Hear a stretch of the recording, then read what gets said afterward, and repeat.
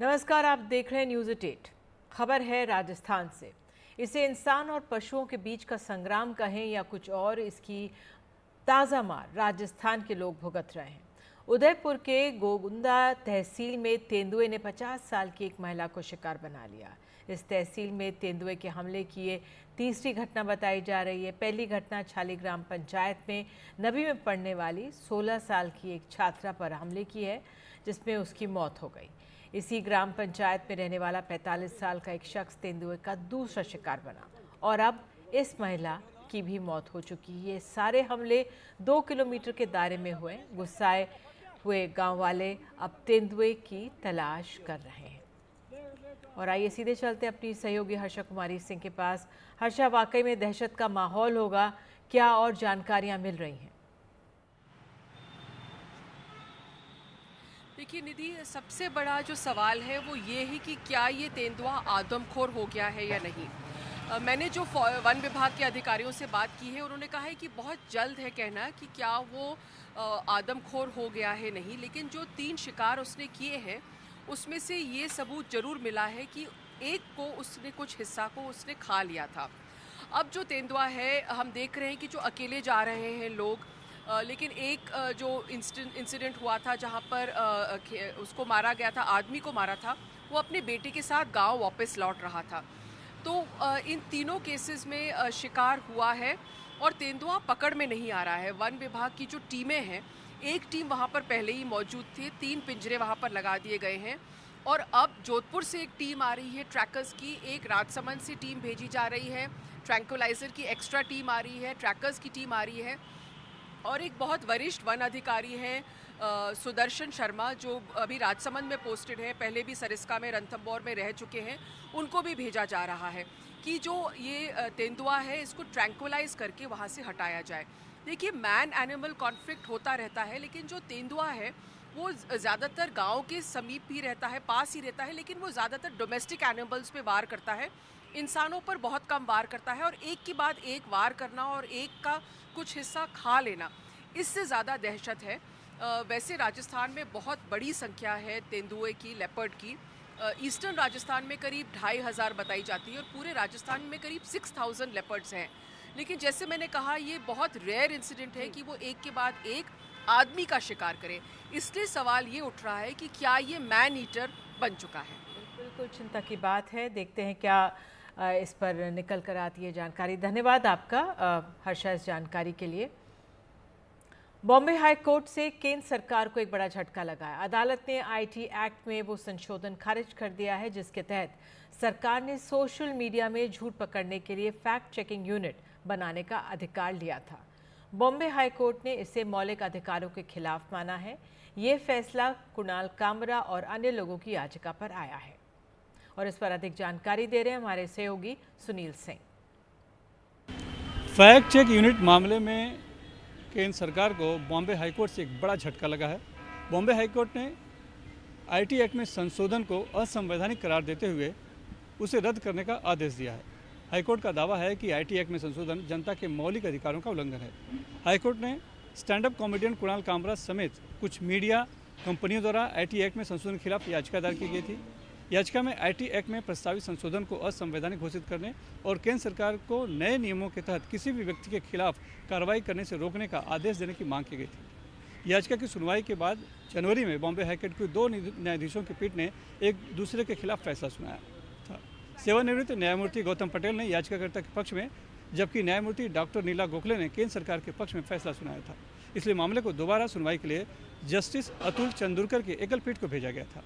केंद्र सरकार ने 6 अप्रैल 2023 को सरकार से संबंधित नकली, झूठी या भ्रामक ऑनलाइन सामग्री की तथ्य जांच के लिए फैक्ट चेक यूनिट बनाने का फैसला किया था, जिसके तहत एक्स, इंस्टाग्राम और फेसबुक जैसे सोशल मीडिया प्लेटफॉर्म को संशोधित नियमों के अनुसार सरकार के फैक्ट चेक यूनिट द्वारा अपने प्लेटफॉर्म पर सामग्री की पहचान करने के बाद या तो सामग्री को हटाना या फिर उसमें एक अस्वीकरण जोड़ना था। लेकिन बॉम्बे हाईकोर्ट ने माना कि एक्ट में नया संशोधन सीधे तौर पर नागरिकों के मौलिक अधिकारों का उल्लंघन है, इसीलिए उसे रद्द किया जाना चाहिए। मुंबई से cameraman Praveen Rohit, Sunil Singh, NDTV India के लिए। तिरुपति देवस्थानम के प्रसाद में मिलने वाले लड्डुओं पर बवाल मचा हुआ है। आरोप है कि इन लड्डुओं को मिलावटी सामान से बनाया जा रहा था, जिससे जानवरों की चर्बी तक पाई गई। अब करोड़ों लोगों की आस्था के साथ खिलवाड़ की बात कही जा रही है। आंध्र प्रदेश के मुख्यमंत्री चंद्रबाबू नायडू के इन आरोपों पर आज पूर्व मुख्यमंत्री जगन मोहन रेड्डी ने प्रेस कॉन्फ्रेंस कर कहा कि ये ध्यान भटकाने की कोशिश है। जगन मोहन ने यह भी कहा कि जिस दौरान ये सैंपल्स की टेस्टिंग ली गई, तब तक चंद्रबाबू नायडू मुख्यमंत्री बन चुके थे। बहरहाल तिरुमला तिरुपति देवस्थानम ट्रस्ट ने ये बात मानी है कि घी में मिलावट थी। ट्रस्ट के कार्यकारी अधिकारी ने कहा है कि आंध्र सीएम के मुद्दा उठाने के बाद सप्लायर्स को ब्लैकलिस्ट करने की चेतावनी दी गई थी। अब इस मामले पर केंद्र ने राज्य सरकार से रिपोर्ट मांग ली है। साथ ही ये मामला सुप्रीम कोर्ट भी पहुंच चुका है। उमा सुधीर दे रही हैं ज़्यादा जानकारी। तिरुमला तिरुपति देवस्थानम के सीईओ ने कंफर्म किया है कि जो लैब रिपोर्ट हमने दिखाए थे एनडीटीवी पर, ये कहते हुए कि जो घी इस्तेमाल होना चाहिए था तिरुपति लड्डू बनाने में, उसमें दरअसल फिश ऑयल, बीफ का टैलो और लाड यानी कि सुअर का एक टिश्यू का जो फैट है वो पाया गया था। उनका ये भी कहना था कि जो एजेंसी या जहाँ से ये दूध आया था या घी आई थी, उसको भी ब्लैकलिस्ट कर दिया गया है। एआर डायरी जो तमिलनाडु के दिंडगल में बसी है, उन्होंने कहा है कि उनको नहीं लगता कि उनके किसी सैंपल से ये घी निकली थी। उड़ीसा की राजधानी भुवनेश्वर में एक महिला के साथ पुलिस स्टेशन में भयावह व्यवहार हुआ है। ये महिला सेना के एक अधिकारी की मंगेतकर हैं और जिसने कल एक पुलिस स्टेशन में अपने साथ हुई दुर्घटना की रिपोर्ट लिखाने की कोशिश की थी। ना रिपोर्ट लिखी गई, ना बदमाशों को पकड़ा गया था, बल्कि वहां मौजूद पुलिस वालों ने, जिसमें एक महिला पुलिस अधिकारी भी थी, थाने में महिला को प्रताड़ित किया। कांपते हुए शब्दों में पीड़ित महिला ने उन पुलिस अधिकारियों द्वारा उसके साथ किए गए भयानक दुर्व्यवहार का खौफनाक विवरण बताया।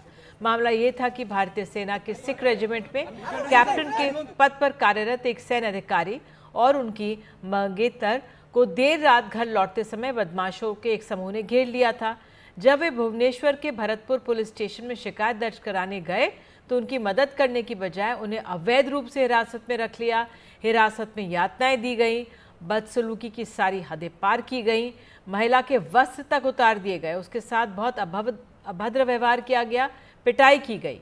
हालांकि अब 5 पुलिस वालों को निलंबित कर दिया गया है। मीडिया में हल्ला मचा, लेकिन सवाल यही है कि एक महिला के लिए अपराध दर्ज कराना अब भी कितना मुश्किल बना हुआ है, जबकि हम कानून पर कानून बनाए जा रहे हैं, लेकिन समाज में महिला सुरक्षा पर सोच नहीं बदल रही।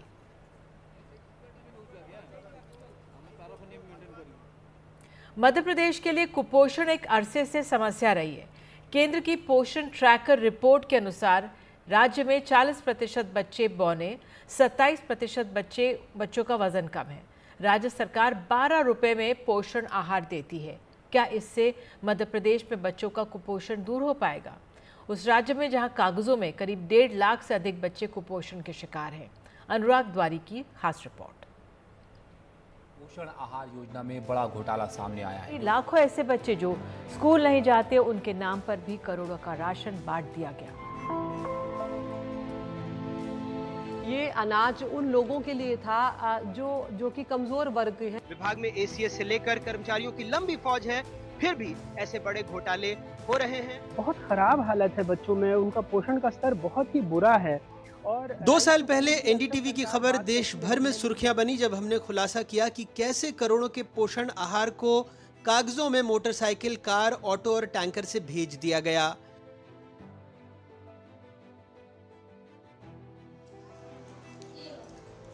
लेकिन 2 साल बाद भी लगता है कुछ नहीं बदला। मध्य प्रदेश सरकार के ऊर्जा मंत्री प्रद्युम्न सिंह तोमर ग्वालियर के सरकारी स्कूल में बने मिड डे मील की सब्जी में आलू ढूंढते नजर आए, लेकिन उन्हें सोयाबीन आलू की सब्जी में सिर्फ पानी ही मिला।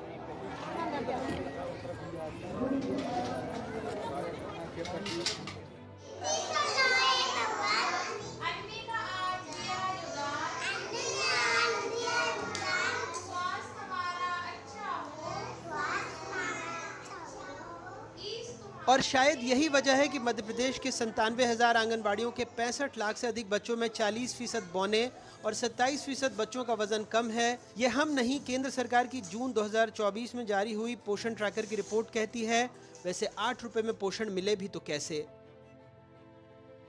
मध्य प्रदेश में 6 महीने से 6 साल तक के बच्चों के लिए आंगनबाड़ी को 8 रुपए प्रतिदिन प्रति बच्चा मिलता है। इसमें नाश्ता और दोपहर का खाना दोनों शामिल हैं।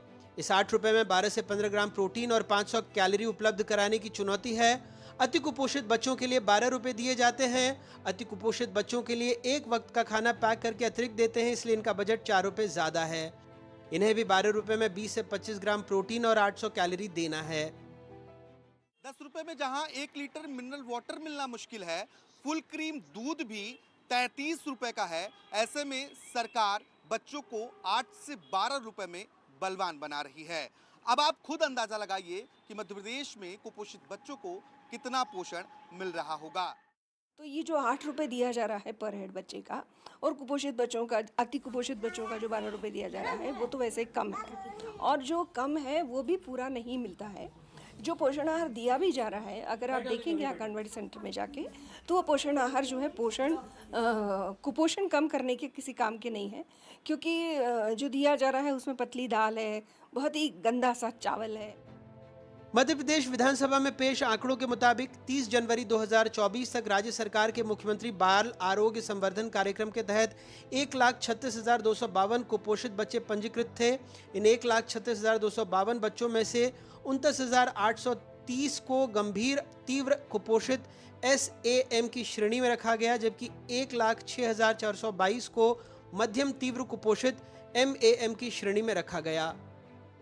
500 कैलोरी किस एज ग्रुप के हिसाब के आप दे रहे हो, पहले वो डिपेंड करता है, ठीक है। अगर 6 मंथ से लेके 6 साल तक का बच्चा है तो 500 कैलोरीज उसके लिए नहीं है, उससे ज़्यादा ही कैलोरीज उसको रिक्वायरमेंट है, ठीक है। और उतना अमाउंट में 8 रुपये में पॉसिबल नहीं है, क्योंकि आप देख रहे हो हर चीज़ की कॉस्ट बढ़ चुकी है। 8 रुपये में आप एक मील का पोर्शन उसको दे सकते हो, होल डे मील आप उसको नहीं प्रोवाइड कर सकते। उसके लिए आपको आपका जो भी बजट है, अगर आपका होम बजट है, जो भी बजट है, वो आपको वो बढ़ाना ही पड़ेगा, क्योंकि क्वालिटी ऑफ प्रोटीन भी आपको उसमें नहीं मिल पाएगा।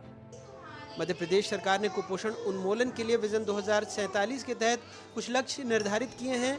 कहा जा रहा है कि 2025 तक 5 वर्ष से कम उम्र के बच्चों में ठिगनापन 33% से कम, वजन 25% से कम, दुबलापन 8% से कम और गंभीर दुबलापन 5% से कम करने का लक्ष्य है।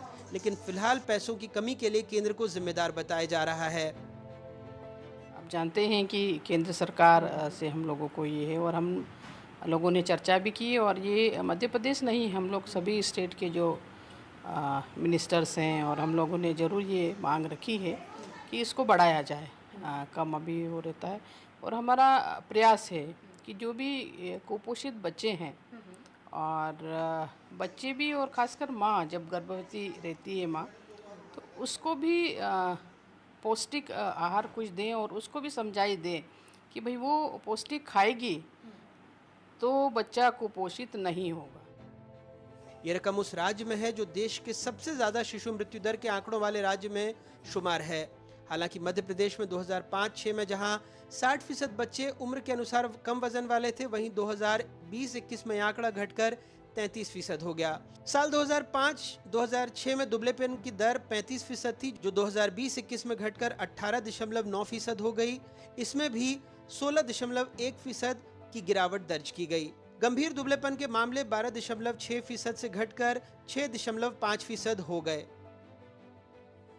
मध्य प्रदेश में आंगनबाड़ियों के बच्चों की सेहत सुधारने के लिए सरकार भोजन में बदलाव करने की योजना बना रही है।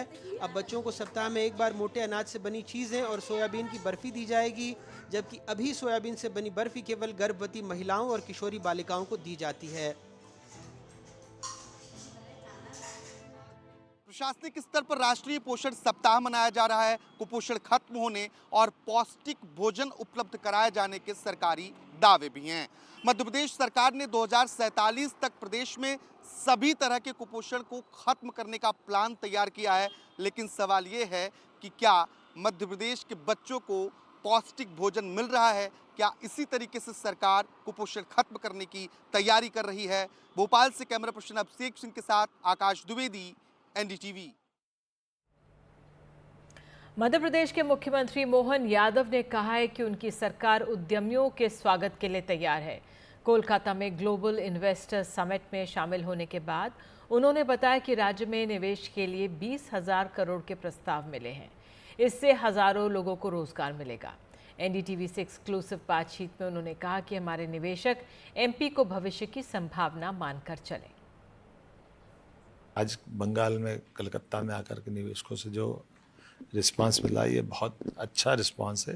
हमने ही यहाँ के उद्योगपति बता रहे कि पहली बार 700 से बड़ी संख्या में आकर के निवेशक हमसे मिल भी रहे हैं, बात भी कर रहे हैं और मध्य प्रदेश में इंडस्ट्री लेकर जाने को तैयार है। सर, अगर हम निवेश के माहौल के बारे में बात करें तो यहाँ के उद्योगपति के लिए आपका क्या मैसेज रहेगा? इतना ही है कि आप अपना काम धंधा व्यापार व्यवसाय बढ़ाना चाहते हैं, उद्योग लगाना चाहते हैं मध्य प्रदेश में, मध्य प्रदेश सरकार आपका स्वागत करना चाहती है। आप उद्योग लगाइए, हमारे लोगों को रोजगार दीजिए, आप मध्य प्रदेश के विकास में मददगार बनिए, मध्य प्रदेश सरकार आपकी भी मददगार रहेगी। चेन्नई के चेपॉक स्टेडियम में भारत बनाम बांग्लादेश टेस्ट में भारत ने दूसरे दिन 3 विकेट खोकर 81 रन बना लिए और उसे अब तक 308 रनों की बढ़त हासिल हो गई है। भारत की पहली पारी के 376 के जवाब में बांग्लादेशी बल्लेबाज फ्लॉप साबित हुए। बांग्लादेश की पूरी टीम 149 पर सिमट गई, 149 पर सिमट गई। जसप्रीत बुमराह ने 50 रन देकर 4 विकेट लिए और अंतर्राष्ट्रीय क्रिकेट में 400 विकेट पूरे किए।